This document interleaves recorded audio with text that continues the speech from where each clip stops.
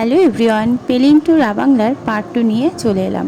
আগের পর্বে আমি দেখিয়েছিলাম তোমাদেরকে অনেক ভোরবেলায় আমরা বেরিয়েছি পেলিং থেকে, আর তারপরে আমরা একটা মনস্ট্রিতে গিয়েছিলাম, আর সেখান থেকে একটা বার্ড পার্কে গিয়েছিলাম যেটা খুব সুন্দর ছিল। এখন আমরা রাবাংলার দিকে আবারও পৌঁছাচ্ছি। তো আমরা এখন এখানে একটু চা খাবো, ওর জন্য দাঁড়ালাম। তো শুধু চা না, মোমো। পাহাড়ে এসি আর মোমো খাবো না, এটা তো হয় না, কখনোই হয় না। তো মোমো খাবো। তো সবাই অর্ডার করে দিয়েছি, খিদেও পেয়ে গেছে আজকে।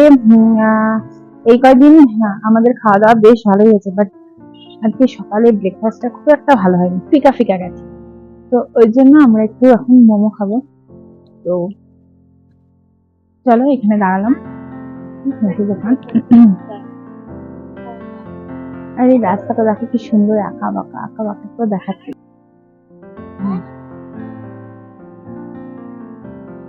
আমাদের চা এসে গেছে, আমরা এখন চা খাবো।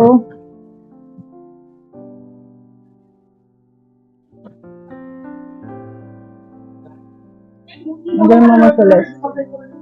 তো তোমরা দেখতেই পারলে যে মোমো আর চা খেয়ে আমরা একটু হালকা টিফিন করেই বেরিয়ে পড়লাম রাবাংলার দিকে। আর যেতে যেতে রাস্তার অবস্থাটা একবার দেখো। পুজোর আগে তো তোমরা জানোই যে দার্জিলিংয়ের এই দিকটা আর কি কতটা ধস নেমেছিল, বৃষ্টি বন্যা হয়েছিল। তো আমরা পুজোর সময় গিয়েছিলাম, আর সেই জন্য রাস্তার অবস্থা খুবই খারাপ। তো সবাই তো ভয় পাচ্ছিল, বাট আমাদের যে ড্রাইভার দাদা ছিল সে মানে খুবই ভালো হাত, তো খুব সাবধানে আস্তে আস্তে গাড়ি চালাচ্ছিল। যে এখন মানে যারা পাহাড়ি এলাকায় ঘুরতে যাও তারা জানোই যে ড্রাইভার দাদাদের হাতের ওপরেই কিন্তু আমাদের জীবনটা একদম নির্ভর করে। তো যাই হোক, রাস্তা দিয়ে যাচ্ছিলাম, ভয় তো একটু লাগছিল, বাট চারিদিকের পরিবেশ দেখে, প্রকৃতি দেখে মনটাও যেন খুবই ভালো লাগছিল। ছোট্ট ছোট্ট ঝর্ণা বয়ে যাচ্ছিল। আর রাস্তাটা আগের দিন অতটা খারাপ দেখিনি, আজকে যেটা খারাপ দেখছিলাম। তো যাই হোক, খুব ভালো লাগছিল। তো বাড়ির পরিবেশ থেকে যখন বাইরে আসা হয় তখন খুবই ভালো লাগে। আর এই দেখো, এই যে ধস নেমে সাইডটা মানে একদম মানে রাস্তার অবস্থা খুবই খারাপ, চারিদিকে জেসিবি, দেখো এই দেখো। তো কাজ হচ্ছিল। পাহাড়ি এলাকায় একটা জিনিস দেখেছি, খুব তাড়াতাড়ি কাজ হয়। তো আমরা চলে এসেছি কিন্তু এবার রাবাংলায়। আর এই যে এত সুন্দর লাগে এইগুলো, তো খুবই ভালো লাগছিল। আর এইখানের ওয়েদার, রাবাংলার ওয়েদার কিন্তু একদম আলাদা। এই মেঘ করছে, এই পরিষ্কার হচ্ছে, আর এই আবারও বৃষ্টি হচ্ছে। এটা রাবাংলার একটা বুদ্ধ মনস্ট্রি, আর এটা আরেকটা পার্ক। খুবই সুন্দর এই জায়গাটা। আমরা এখন পার্কে এন্ট্রি করব, কিন্তু তার আগে আমাদের টিকিট কাটতে হবে। তো তোমাদের দাদাভাই গেছে টিকিট কাটতে। তো তার আগে তোজো আর আমি এগুলো একটু ভিডিও করছিলাম। এখানে দেখো তোজো গায়ের জোরে একদম এটাকে চালাচ্ছিল। যাই হোক, আমরা এখন এন্ট্রি করব। এখন টিকিট কাটা আমাদের হয়ে গেছে। আর এখান থেকে 50 টাকা করে টিকিট ছিল। এই যে আমরা বুদ্ধ পার্কে চলে এসেছি, দেখো দূরে বুদ্ধা বসে রয়েছে। তো এই দেখো চারপাশটা খুব সুন্দর লাগছিল। আর এখানে কিন্তু বেশ ঠান্ডা, এখানে বেশ ভালো ঠান্ডা ছিল, কারণ চারপাশটা পুরো কুয়াশায় একদম ঢাকা। আর এই যে একজন বুদ্ধা দেখো শুয়ে আছে। আর হট করেই মানে ওয়েদারটা চেঞ্জ হয়ে গেল। আমরা যখনই পার্কে এসেছি হট করে চেঞ্জ হয়ে গেল। আর মানে কোথা থেকে মেঘ এসে একদম ঝমঝমিয়ে বৃষ্টি নেমে গেল। তো বৃষ্টি নামার সাথে সাথে আমরা কিছুক্ষণ বসলাম। তো দেখবে এবার দৌড়ে গিয়ে এক জায়গায় বসবো। বৃষ্টি আরম্ভ হয়ে গেল।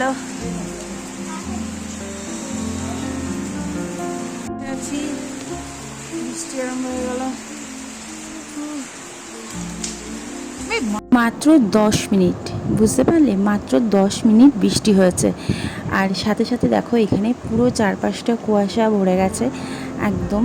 আর বুদ্ধা এদিকে পুরো ঢেকে গেছে, যাও হালকা হালকা একটু দেখা যাচ্ছিল। আর পার্কটা দেখতে পাচ্ছ, খুব সুন্দর। পার্কের পুরো চারপাশটা খুবই সুন্দর, একদম গাছপালা দিয়ে একদম খুব সুন্দর লাগছিল। তো আমি দূর থেকে দেখছিলাম, বেশ ভালো লাগছিলো। এখানে অনেকটা সিঁড়িটা নামতে হবে অনেকটাই। বৃষ্টি হওয়ার সাথে সাথে ঠান্ডাটাও যেন এখানে জাঁকিয়ে পড়ল। ঠান্ডা ছিল, বাট বৃষ্টি হওয়ার সাথে সাথে ঠান্ডাটা আরও পড়ে গেছে। আর তোমরা দেখতে পাচ্ছ কুয়াশা পুরো ঢেকে গেছে বুদ্ধটা। তো আমরা ভাবছিলাম আমাদের পেলিংয়ে আসার কপালটা খুবই খারাপ, কারণ যখনই যে কোনো মনস্ট্রিতে যাচ্ছি আর এরকম বড় বুদ্ধা আমরা দেখতেই পাচ্ছি না, শুধুমাত্র কুয়াশার জন্য।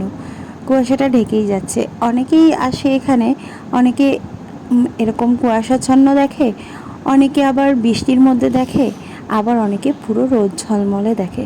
রোজ ঝলমলে থাকলে দেখতেটাও বেশ ভালো লাগে। তো দেখো আমাদের আর কি কপালটা এরকমই। তো যাই হোক, তবে ভালোই লাগছিল। এই ওয়েদারেও কিন্তু একদম যে খারাপ লাগছিল তা না, কারণ জায়গাটা তো অপূর্ব ছিল।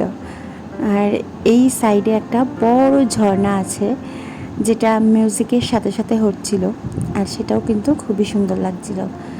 তো আমরা দেখো হেঁটে হেঁটে এখন অনেকটা যেতে হবে, আর অনেকটা কিন্তু সিঁড়ি, আমরা যেমন নামলাম আবার অনেকটা সিঁড়িও কিন্তু আমাদের উঠে বুদ্ধার মনস্ট্রিটায় যেতে হবে। তো পার্কটা কিন্তু বেশ সুন্দর, গাছগুলো খুব সুন্দরভাবে সাজানো রয়েছে। আর এই দেখো, এই যে তোমাদের এই ঝর্ণাটার কথাই বলছিলাম, মিউজিক হচ্ছে, মিউজিকের সাথে সাথেই কিন্তু এটা মানে ঝর্ণাটা উঠছে নামছে। তো চলো একবার দেখা যাক।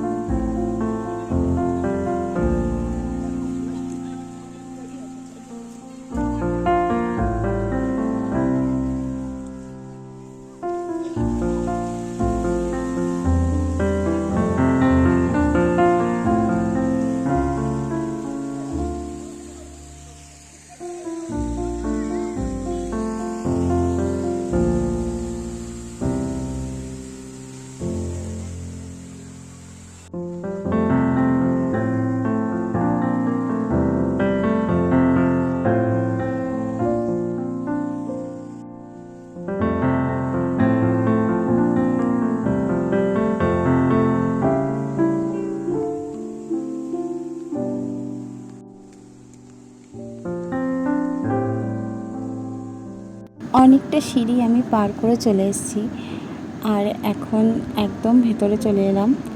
তো আমি আর মনস্ট্রির ভেতরে যাচ্ছি না, কারণ অনেকটাই ক্লান্ত হয়ে গেছি আমি।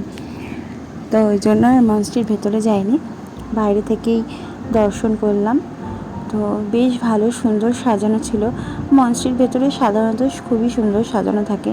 আমি ভাবলাম এই সুন্দর পরিবেশটায় এখানে চারপাশটা ঘুরে দেখি, তাই আমি পুরো মনস্ট্রিটা একবার রাউন্ড করে ঘুরে আসলাম। আর এখানে কিন্তু যারা বয়স্ক তাদের জন্য গাড়ির ব্যবস্থাও কিন্তু আছে। দেখতেই পারলে আমার পাশ থেকে একটা গাড়ি গেল। আর এই যে বৃষ্টিতে এই যে বড় বড় সাইজের তবলা টাইপ মতন ছিল আর কি, তো এইখানে দেখতেই পেলে পুরো জল জমে গেছে। তো ওয়েদারটা মেঘলা কুয়াশা থাকলেও মানে পরিবেশটা কিন্তু খুবই সুন্দর আর বেশ ভালো লাগছিল। একদম শান্ত নিরিবিলি, আর মনস্ট্রিগুলোতে সবসময়ই শান্ত নিরিবিলি থাকে। এই পুরো গোল করে আমি কিন্তু চারপাশটা ঘুরছিলাম, আমার বেশ ভালো লাগছিল। আর তোমরা হয়তো ভাবছো আমি একা কেন ঘুরছি, কারণ চারপাশে খুবই শান্ত একটা পরিবেশ, সবাই যে যার মতনই ঘুরছিল, ভিডিও করছিল, ফটো তুলছিল, আমিও তাই করছিলাম। হ্যাঁ, তোজোকে তোমরা দেখতে পাচ্ছ না, বাট তোজো আমার সাথে নেই, ও জামাইবাবুর সাথেই ছিল।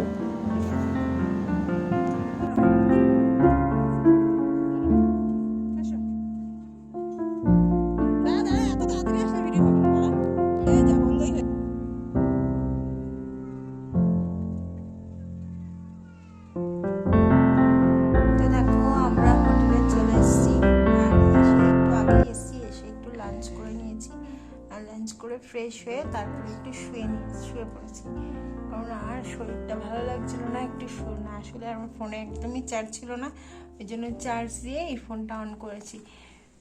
তো যাই হোক, তো এখন একটু রেস্ট নিয়ে নিই, পরে তোমাদের সাথে আবার কথা হবে। তো হোটেলে এসে বাংলায় আমরা দুপুরে লাঞ্চ করে একটু ঘুমিয়ে নিয়েছিলাম, আর এখন সন্ধ্যেবেলায় আমাদের চা আর দিয়েছে পকোড়া, তো সেটাই খেয়ে নিলাম।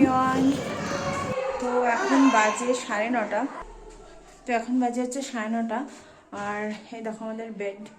তো আজকে রাতের জন্য এই রুমটাই আমাদের বাংলাতে।